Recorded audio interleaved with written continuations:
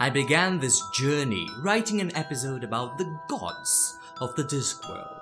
But as I researched the novels, I asked myself, are those gods the mightier beings in this universe? Are they the apex predators, or should they fear someone or something? I soon realized they're not at the top.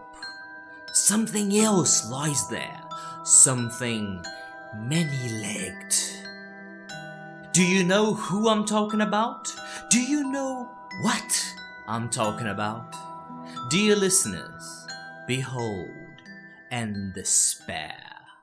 The luggage stood in the dripping street, the knife still quivering in its lid, and stared at her. Then it changed its position slightly, its little legs moving in a complicated tango pattern, and stared at Rincewind. The luggage didn't have any features at all, apart from a lock and a couple of hinges, but it could stare better than a rock full of iguanas. It could outstare a glass-eyed statue. "What is it?" hissed Konina. "It's just a luggage," said Rincewind warily. "Does it belong to you?" "Not really, sort of." "Is it dangerous?" The luggage shuffled round to stare at her again. "There's two schools of thought about that," said Rincewind. "There's some people who say it's dangerous, and there's others who say it's very dangerous. What do you think?" The luggage raised its lid a fraction. Among the luggage's magical qualities was a fairly simple and direct one. It would follow its adopted owner anywhere. Not anywhere in any particular set of dimensions, or country, or universe, or lifetime. Anywhere. It was about as easy to shake off as a head cold, and considerably more unpleasant. The luggage was also extremely protective of its owner. It would be hard to describe its attitude to the rest of creation, but one could start with the phrase bloody-minded malevolence and work up from there. Konina stared at that lid. It looked very much like a mouth. "I think I'd vote for terminally dangerous," she said. "It likes crisps," volunteered Rincewind, and then added, "Well, that's a bit strong. It eats crisps." "What about people?" "Oh, and people. About 15 so far, I think." "Were they good or bad?" "Just did, I think. It also does your laundry for you. You put your clothes in and they come out washed and ironed." "And covered in blood?" "You know, that's the funny thing," said Rincewind. "The funny thing?" repeated Konina, her eyes not leaving the luggage. "Yes, because, you see, the inside isn't always the same. It's sort of multi-dimensional, and how does it feel about women?" "Oh, it's not choosy. It ate a book of spells last year, soaked for 3 days, and then spat it out." "It's horrible," said Konina, and backed away. "Oh yes," said Rincewind. "Absolutely." Today we're gonna talk about the luggage, and not only its wonderful design and how it feeds the Discworld's world building with lush detail, but we're also gonna zoom out and talk about the type of character it occupies, this tertiary narrative force that it's simpler but can be used to great effect. How can a character that shows up so little and doesn't even speak be so memorable and so beloved? Let's find out. Do you want to create wondrous worlds that will provoke complex emotions in your readers, like awe, nostalgia, rebellion? Great, me too. And this is the whole point of this series here. This is my best attempt at practicing this world building skill, and I'm taking you with me. Together we analyze great pieces of art that present interesting worlds, and we try to extract a lesson from those worlds, one that we can immediately use and create little worlds ourselves, hundreds of worlds, so we get better and better and better. Today we're not exploring the overarching characteristics of those worlds. We're exploring a smaller but still mighty force. And with you? And on top of the wardrobe, wrapped in scraps of yellowing paper and old dust sheets, was a large brass-bound chest. It went by the name of the Luggage. Why it consented to be owned by Rincewind was something only the Luggage knew, and he wasn't telling, but probably no other item in the entire chronicle of travel accessories had quite such a history of mystery and grievous bodily harm. It had been described as half suitcase, half homicidal maniac. It had many unusual qualities, which may or may not become apparent soon, but currently there was one that set it apart from any other brass-bound chest. It was snoring, with a sound like someone very slowly sawing a log. The luggage might be magical, it might be terrible, but in its enigmatic soul, it was kin to every other piece of luggage throughout the multiverse, and preferred to spend its winters hibernating on top of a wardrobe. The luggage landed on the floor with a solid thump. After a few seconds, and with extreme care, it rose up on hundreds of little pink legs. It tilted backwards and forwards a bit, stretching every leg, and then it opened its lid and yawned. "Are you coming or not?" The lid shut with a snap. The luggage maneuvered its feet into a complicated shuffle until it was facing the doorway and headed after its master. I love the luggage. In my experience as a reader, it's one of the most memorable Discworld characters. Well, I'm gonna call it a character. But as I delved into the books with more deliberation, researching for this episode, I realized how little page time it has. Yes, the luggage shows up in a bunch of books, that's true, but not in a lot of scenes in those books. And even in those scenes that it shows up, it's generally not the center character. This got me thinking about other characters who I love and who don't pop up that much. This also got me thinking about character archetypes and tropes. First of all, there's a lot of good material around tropes and archetypes here on YouTube. One of my favorite YouTube series by Overly Sarcastic Productions, it's called Trope Talk. But here's something I considered for the first time. There's something that comes before tropes. The trope needs a slot to be inserted in. Let me give you an example. Let's take 3 tropes that are very common and broad. The loner, the inventor, and the trickster. Just by giving you the tropes, you can't really tell which one is the main character, which one is the supporting character, and which one is the villain. Those are the slots I'm talking about. Those come before the tropes. Those are the story containers in which the tropes can exist. In fact, not only those 3 tropes could occupy any of the positions, but those slots are big and flexible enough so that multiple tropes can exist within just one of them. A villain could be a loner, a trickster, and an inventor all at once. But these slots I'm mentioning here are really big. Any story will spend a lot of time exploring those types of character, so they can be complex and multifaceted. But what if there was a slot that was smaller, more limited? What if there was a slot that required a character to be simpler, only fitting 1 or 2 archetypes at best? The slot that's generally occupied by pets and companions, but only when their presence is limited. Toothless, for example, is not one of those. His character arc is too strong, too central. Think Oi from The Dark Tower, or Turnip Head from Howl's Moving Castle. Those characters are way more limited. We don't know that much about them, but we do know enough to enjoy them.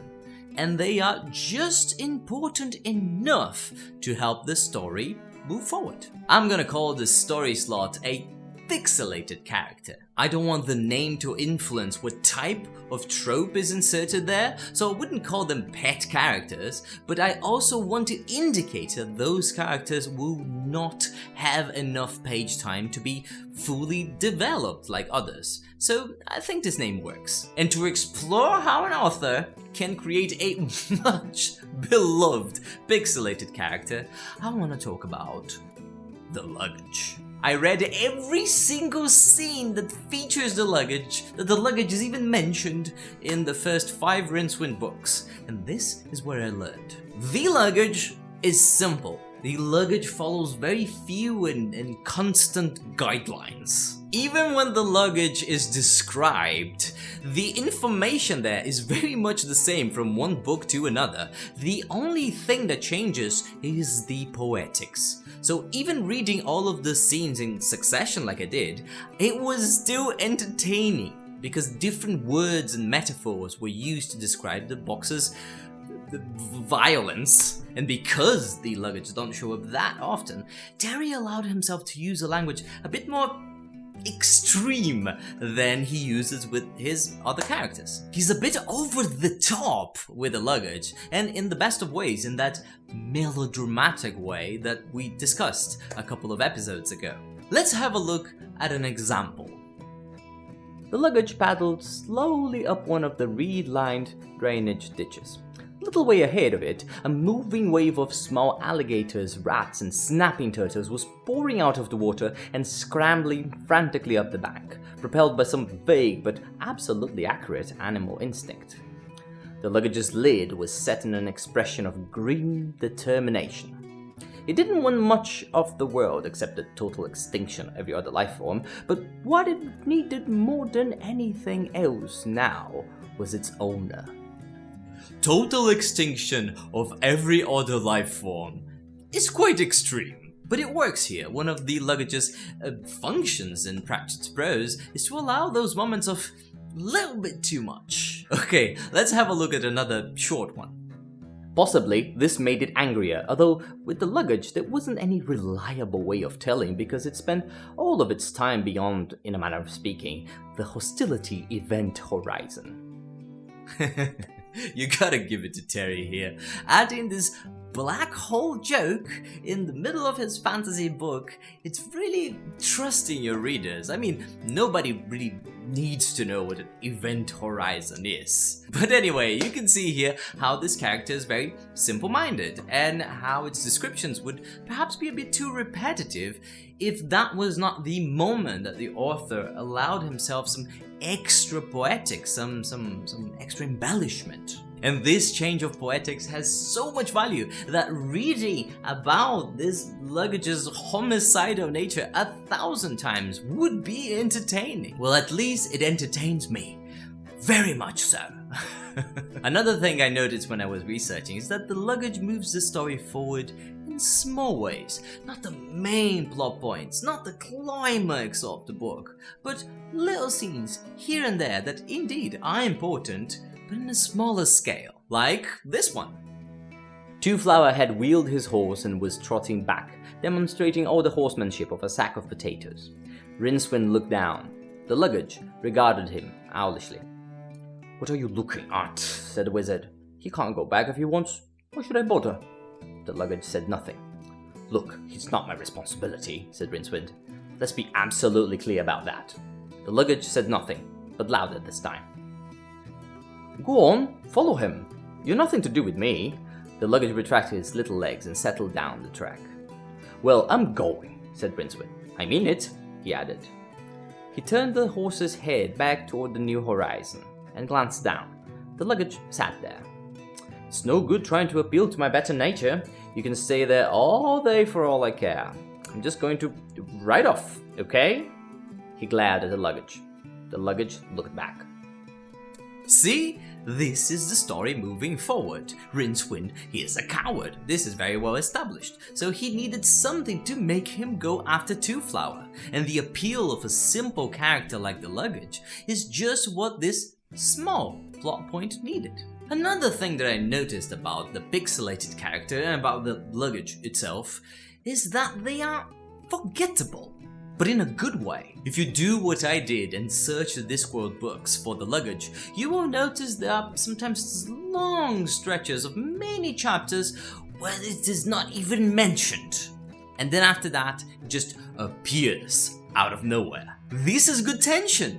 Some of your readers will have completely forgotten about the luggage and their emotional reaction will be like, "Oh yeah, the box was coming, it's true." Other readers won't forget, so their emotional reaction will be more akin to, "It's gonna come, it's coming, any moment now. Both really desirable reactions. And even this distance between a pixelated character and the main plot can be built in an interesting way. For example, when we get to sorcery, we're kinda used to the luggage already and what sort of problem it solves, but in this book, the luggage gets separated from Rincewind for a huge chunk of the book. So now, Rincewind has to deal with all those problems that he wasn't dealing before for a while the luggage is having its own luggagey troubles. In this case, the problem is getting over a heartbreak.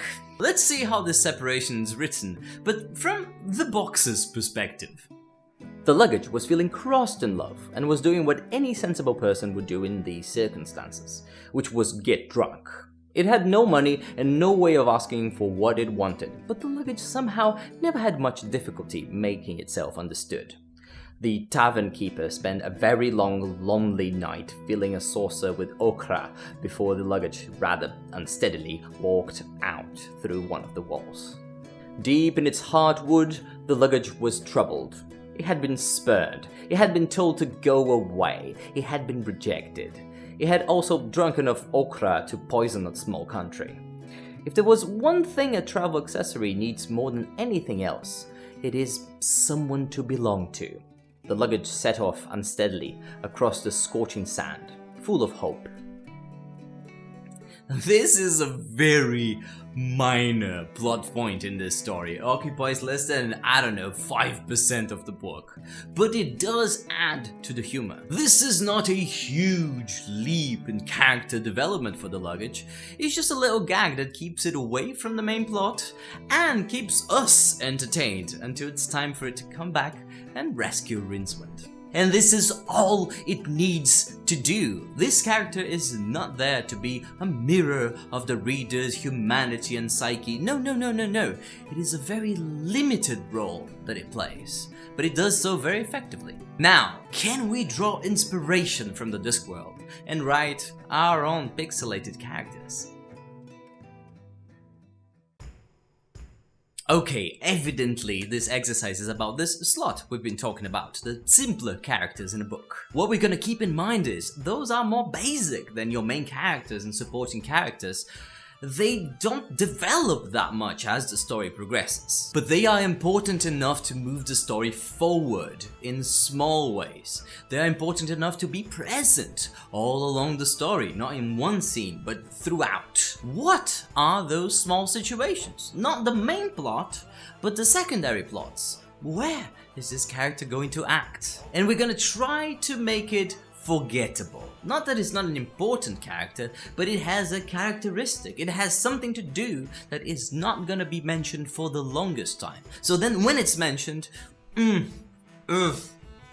use that to your advantage. This surprise, even though everybody has been informed, but this surprise, the powerful narrative force. Try it, just try it. And still drawing from Terry, I'm gonna invite you to use a language a bit more radical than you normally would. Not that you need to exaggerate everything about this character. Well, even the luggage, when you read its descriptions, it's a brass details and its color, it's not really exaggerated. It's just when the homicidal aspect of it pops up, then the language gets interesting. So you can do the same and choose one aspect of this character that will have interesting language and try to make this interesting language constant and reliable in this particular aspect. Play with it, experiment, push this language in different directions and see what hits you well, see what feels good. And of course we're gonna write a little scene about our pixelated character.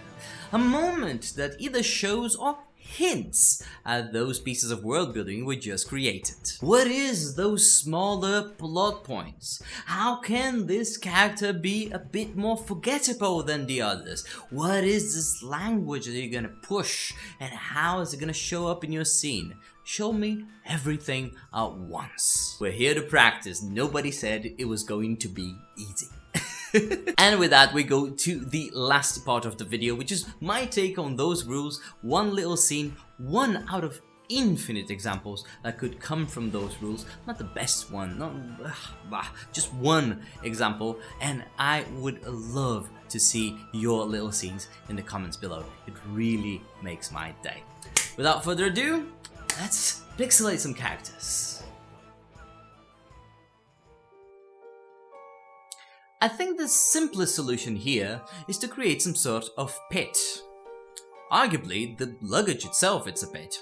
Very arguably. And though I like pets, and I think they are such great additions to many stories I love. I mentioned Oi earlier from the Dark Tower. I love Oi. But the whole point of this series here is me challenging myself. I want to get out of my comfort zone. I want to try things that I normally wouldn't. So I gave myself this extra rule of no pets.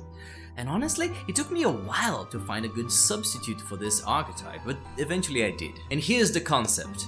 A fortune teller that only shows up once or twice in a book and doesn't really move the plot points forward, but gives us important hints that show up later in the book when you forgot all about them. Before I add more comments, let's have a look at what I wrote.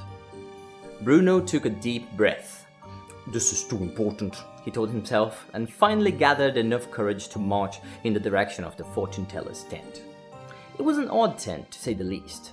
Most people thought it badly put together at first, with its tilted top and bulging bottom, but upon closer inspection, it was evident that the whole structure was carefully constructed to resemble a pear.